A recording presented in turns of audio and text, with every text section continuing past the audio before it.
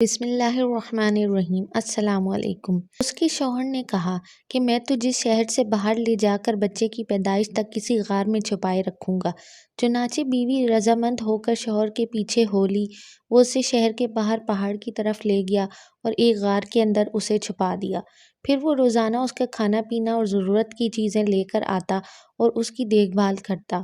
بالآخر وہ بچہ پیدا ہوا۔ یہ بچہ بڑا حسین اور خوبصورت تھا۔ والد نے اس کا نام ابراہیم رکھا۔ حضرت ابراہیم بہت جلدی بڑے ہوئے، دوسرے بچوں کی طرح نہیں، بلکہ جب وہ 1 دن کے ہوتے تو 2 دن کے دکھائی دیتے، 1 مہینہ گزرتا تو 2 مہینے کے نظر آتے۔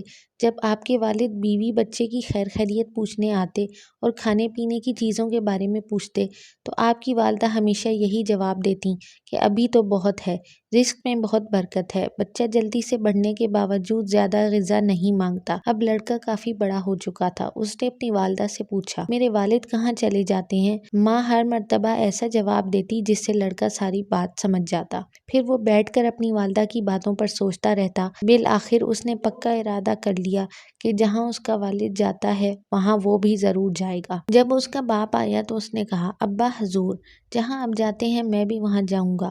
آپ کے والد نے آپ کو غار سے باہر کبھی نہیں نکالا تھا، اس خوف سے کہ کہیں کوئی دیکھ نہ لے اور وہ نمرود بادشاہ کو بتا نہ دے۔ لیکن اب جب لڑکے نے خود کہا تو وہ خوشی خوشی اسے لے کر گھر کی طرف روانہ ہو گیا، کیونکہ اب کافی عرصہ گزر چکا تھا اور لوگ بادشاہ کی بات کو بھی فراموش کر چکے تھے۔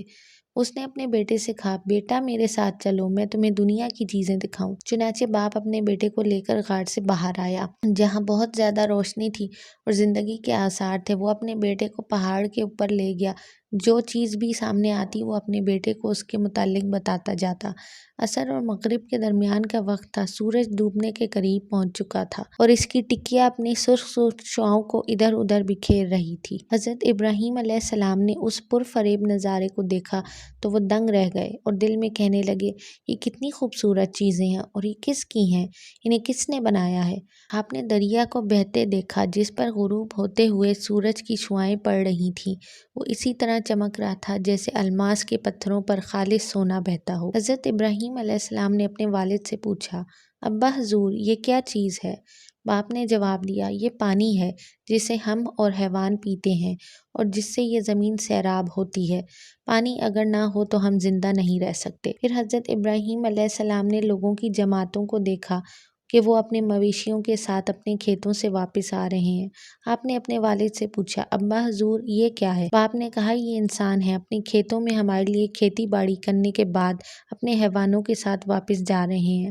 یہ بھیڑ ہے جس کا ہم دودھ پیتے ہیں اور جس کی اون سے اپنے کپڑے وغیرہ بناتے ہیں، اور یہ گدھا ہے جس پر ایندھن وغیرہ لاتے ہیں۔ اسی طرح آپ کے والد ہر چیز کی حالت بتاتے اور جس چیز کو وہ دیکھتے اس کا بتاتے جاتے۔ پھر انہوں نے آپ کو اپنی قوم اور اپنے گاؤں دکھائے اور اپنے رشتہ داروں کی باتیں وغیرہ بتائیں، ان کی عادات و عبادات کے متعلق آپ کو بتایا، حتیٰ کہ اندھیرا چھا گیا اور رات ہو گئی۔ پھر اس بات کا آپ سے وعدہ کیا کہ وہ کل صبح آ کر اسے اور اس کی والدہ کو اپنے ساتھ اپنی قوم کی طرف لے جائے گا۔ حضرت ابراہیم علیہ السلام پہاڑ پر اس دنیا کے بارے میں سوچتے رہے اور دل میں خیال کرتے رہے کہ یہ مخلوق کیا ہے، یہ کس کے قبضے میں ہے، اس کے بنانے والا کون ہے؟ ضرور اس مخلوق کا کوئی بنانے والا ہے، ضرور اس کا کوئی معبود ہوگا اور ضرور اس کا کوئی پروردگار ہوگا۔ پھر آپ کے دماغ میں وہ بات آ گئی جو آپ نے اپنی والدہ سے سنی تھی، تو آپ نے شک اور تردد کے عالم میں اپنے سر کو ہلایا۔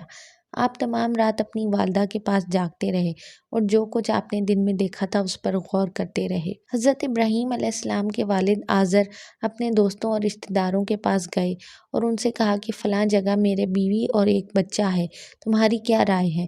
میں انہیں اپنے ساتھ لے آؤں یا نہیں؟ انہوں نے جواب دیا، ہاں ہاں، ضرور انہیں لے آؤ۔ چنانچہ آزر اپنے کام کاج سے فارغ ہو کر حضرت ابراہیم علیہ السلام اور ان کی والدہ کے پاس گئے اور انہیں واپس لے آئے۔